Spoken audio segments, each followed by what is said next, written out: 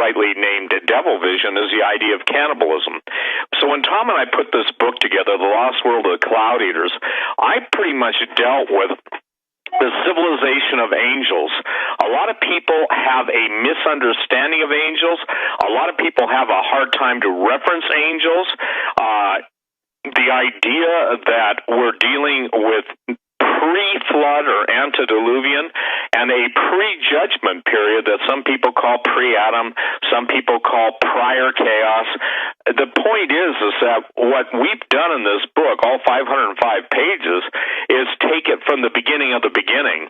Now, Genesis, it talks about the world being in a state of chaos without form and void, and those words are tohu and bohu.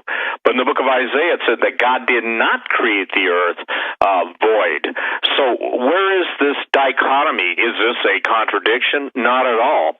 Because the angelic civilizations that even the Sumerian Table of Kings goes back almost 250,000 years, there's a difference in the size and reign of the kings. Some of these guys reigned 36,000 years, and everybody tries to put it into the understanding that, oh, well, gee, this is a misplaced decimal system, et cetera, et cetera. But what most scholars will not deal with or touch is that in all the different Babylonian, Assyrian, Assyro-Babylonian, and all the myths, legends that came forth after the plains of Shinar and Nimrod's attempt to build a tower, who reached into heaven, which was nothing more than a gate. Before Genesis, the book of Genesis speaks specifically that God divided the continents, if you will, in the days of Peleg. All of these things are focusing on what we're going to talk about and what we deal with in our book. The catastrophic nature of what happened to the planet Rahab. I think what most people are going to get from this book, Doug, is the fact that from the beginning to the end, Jesus told us what it was going to be like. There are ancillary accounts, but the New Testament and the Old Testament and the New Testament refers to this time period, that they're very concise in what's going on. You cannot escape that there's a war going on. We see wars on earth as a reflection of wars in heaven. We see obviously the serpent which stood erect in the Garden of Eden until God cursed it to crawl on its belly, is even the name of the United States, if you will, the Americas, Amaruka, land of the plumed serpent. When Tom and I were in the desert Southwest, they described the entities that came through the gates that they currently open today. And for the record, if everybody wants to see, and look, it's not like the Stargate series, but a photographer friend of mine who was down the Grand Canyon, interestingly enough, a couple weeks ago, took the picture of a 13-foot tall, hollowed out, not a cave, but almost like a, if you will, a pear shape, not a pear shape, but I guess you'd say almost an oblong indentation or added in the side with a piece of wood stump there that evidently somebody goes to communicate with spirits. So where this leads and where this started, literally we've been all over the desert Southwest. Tom and I are mutual film teams, film crews. We've joined together our talents, and while we've been on parallel tracks for pretty close to 20 years, it seems like the Lord in His mercy is bringing this stuff together. Now, people ask me, why do you guys focus on this? Why don't you deal with just winning souls? Why don't you deal with this, that, and the other thing? You know, the reason we do what we do is because we're both called to do it.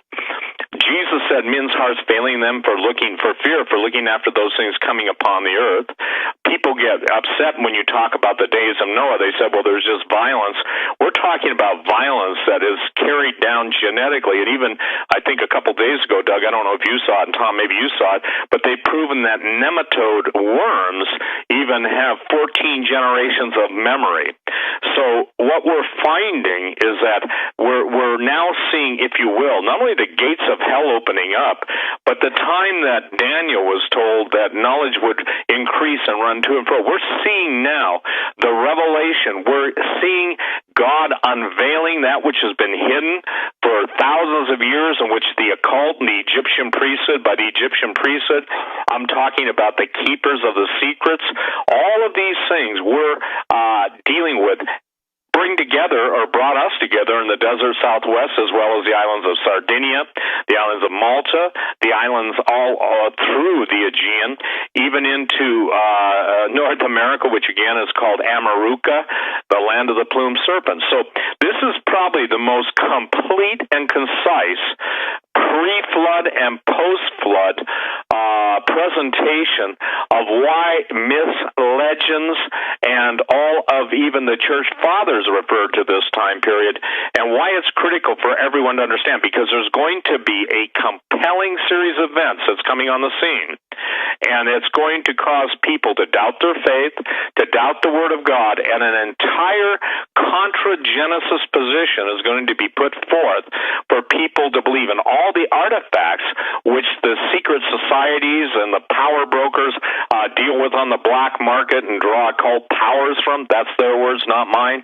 They're going to be brought forth, and they're going to lay out a compelling series of artifacts, evidence, and new findings, just like what's going on in the Antarctic. And by the way, you know when you've got all the heads of the intelligence agencies, the primary intelligence agencies, meeting in New Zealand, and they could basically go someplace in the mountains of Colorado, you've got to ask yourself why. So with no further ado, I'll turn it over to Tom, and we're really excited, ladies and gentlemen.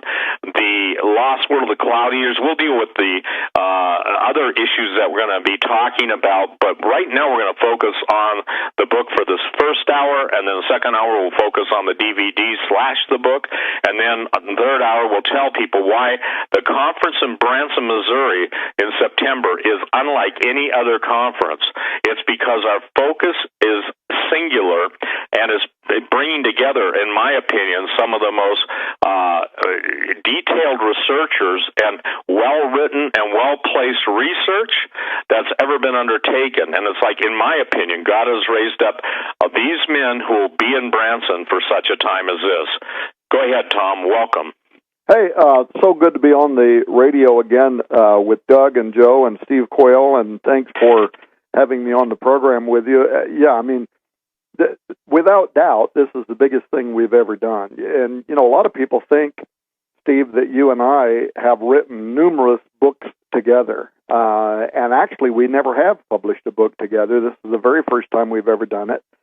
And it really was just a series of events from, a former spokesperson for the Smithsonian and a 20-year museum curator by the name of Michael Herring, me just having almost an accidental meeting with him, and then, you and me and him corresponding between the three of us, and the doors that he opened for us to meet with the tribal elders. By the way, these are the leaders of the tribes, not Johnny-come-latelys.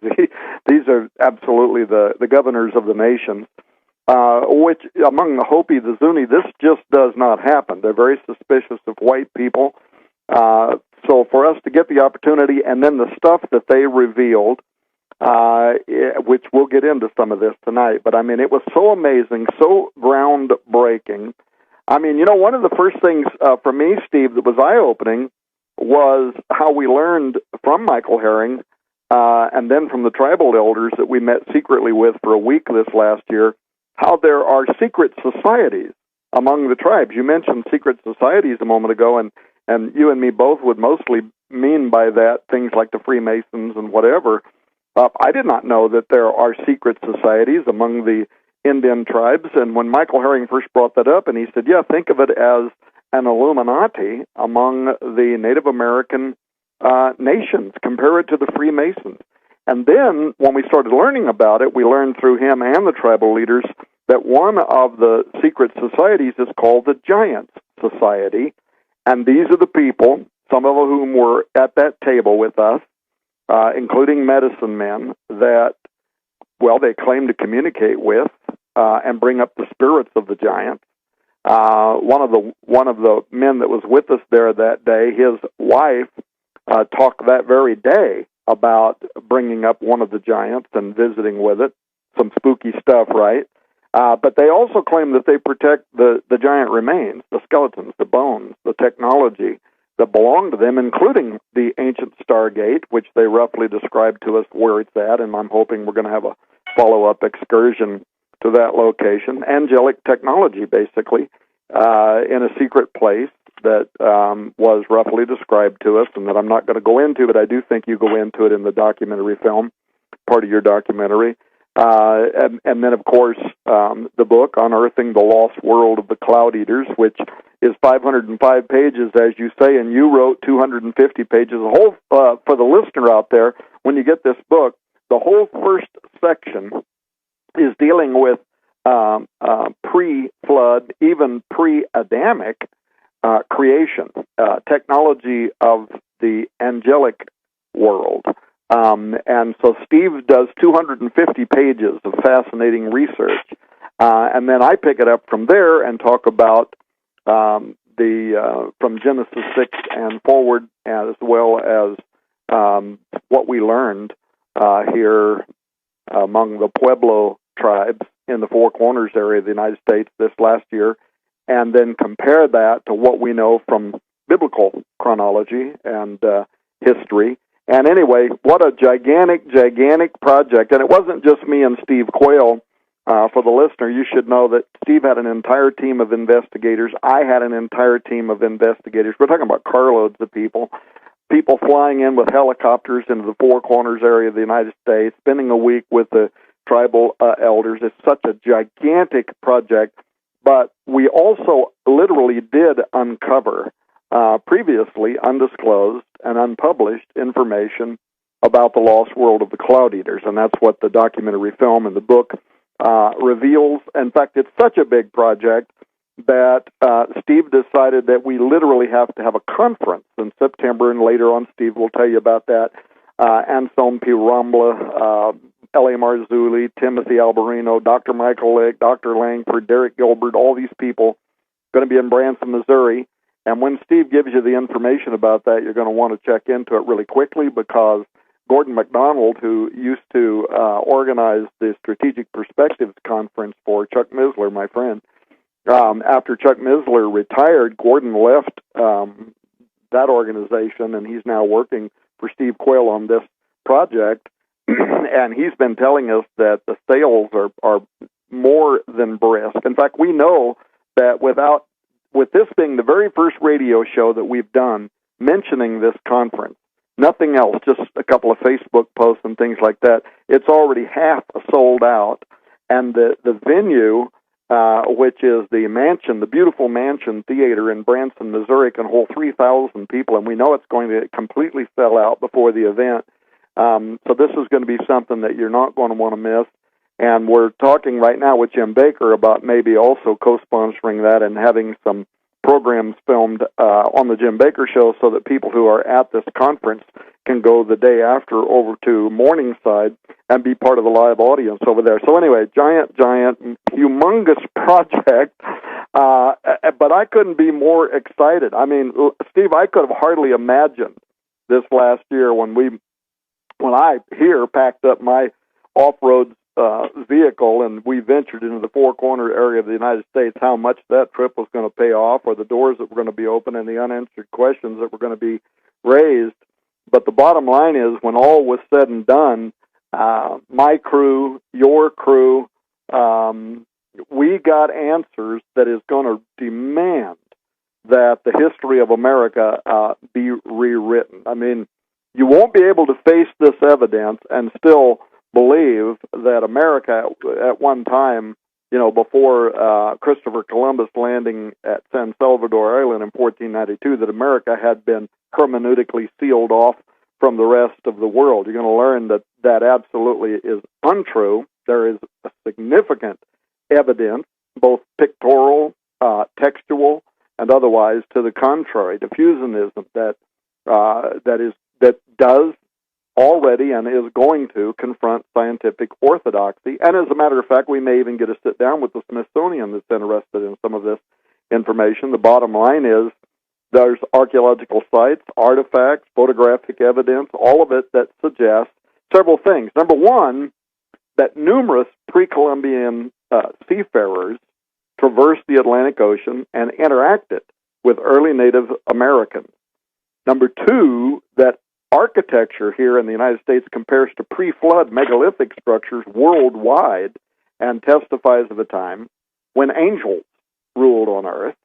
And then thirdly, that the giant offspring of these watchers were cannibalistic dragon worshippers that spread across the earth like a locust plague, desecrating everything in their path, including winding up here in what we today call the United States of America. And that is not just our opinion. What you'll find in the book Unearthing the Lost World of the Cloud Eaters is how we met with indigenous leaders from several of the Pueblo tribes and how they preserve in their oldest stories we would call them legends, but they correspond with biblical chronology, including this sudden violent incursion by giants worldwide, which of course was central to our research. For example, the Apache told me of the legend that they have. It goes back to their earliest history of these Indians. They called them the Tartans, but they once lived. They were peaceful farmers. They were in the area of Mount Graham, actually, in Arizona, which we covered a lot of that in some of the works I did with Chris Putnam. And by the way, if there are people listening to this program that don't know this, Chris Putnam passed away at 51 years of age just a couple of months ago. And so Chris is gone, but he leaves behind the research and work that he produced that we believe will continue to minister to people for a long time. Him and I went to Mount Graham. That's why I raised his name. But they tell this story of the Indians that lived in that area and how all of a sudden, at the same time, by the way, that Moses on the other side of the world is writing in the Pentateuch, there were giants on the earth in those days. Here in the Americas, these what they call the Jindupids. They describe these things as Goliaths. They're so big they use tree limbs for toothpicks, and they're led by this massive humanoid type thing called Evilkan, who allegedly came from the area around the Gulf of Baja. But those giants were wiping out the Tartans. So they hide themselves on the ground in the mountains. They cry out to the great Creator God, and He sends a flood that covers the earth. And their story around this matches narrative. So a minute ago, Steve, when you said some people ask why we talk about this kind of stuff, it's because it supports Scripture. It collaborates, if you will, that these global events that are talked about in the Bible are not myth. They did happen, and people in cultures around the world in their own way recorded those events as happening right when the Bible says that they did, including the fact that the flood was sent because giant marauders were terrorizing and cannibalizing people around the world. And so some of the way that the American Indians tell the story is it's translated according to their world view, and so we would think of those parts of it as mythological, but for the most part, it's remarkably thematic, if you will, coherent with the Bible's book of Genesis, chapter 6. The Apache creation myth is interesting in another regard as well, which we learned about, in that a particular version of it talks about the one who lives above, who descends down over the mountain in a flying disc at the start of creation, in the beginning, when nothing existed. And this creator riding upon this heavenly disc, as they describe it, sounds literally like it's taken out of the Bible, where it describes God in the same kind of language.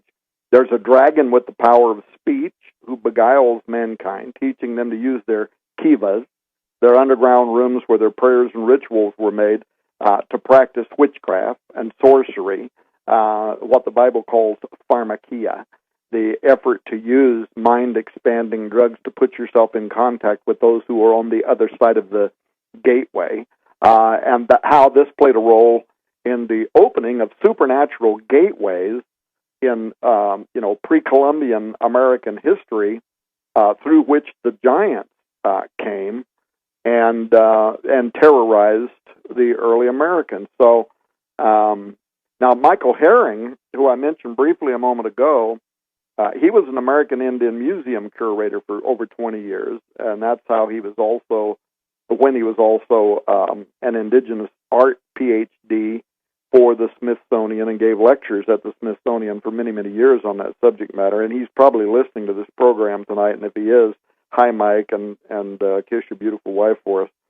But through him, we were able to get a private, week-long secret meeting toward the end of last year with the leaders of the nation. And the one you mentioned a moment ago, Mahudi, again, no Johnny-come-lately. He was the head of tribal affairs to the United States government for decades. And he's in your documentary film talking about things. In fact, I thought it was funny because part of when you're filming him, the other native tribal leaders are sitting there and their eyes are wide because he's giving up secret, private information that's not supposed to be shared outside of the tribe. And he looks right at the camera and says, I'm old enough. I've been around long enough. What are they going to do? Kill me? I'm just going to talk about this stuff. And some of the stuff he gives up is unbelievable, which I'm not going to talk about because I don't want to ruin the content of the documentary film. So I'm only going to hint at that and what's in the book and so on about the Cloud Eaters and what has until now been very highly guarded Native American information regarding locations, stargates, the bones of giants, and so on. So anyway, Steve, what a blast, man. I mean, how crazy is it that all of these doors opened up in a short period of time? And I drove into the Valley of the Gods while you and Timothy and your team are flying in a gigantic helicopter. And we got some great footage of that event. Well, I think that what's important for people to understand, we have to cover and had to cover a vast amount of space to basically trace the total, if you will, migration and what caused the migration of the Anasazi. Now, I want to share something, too.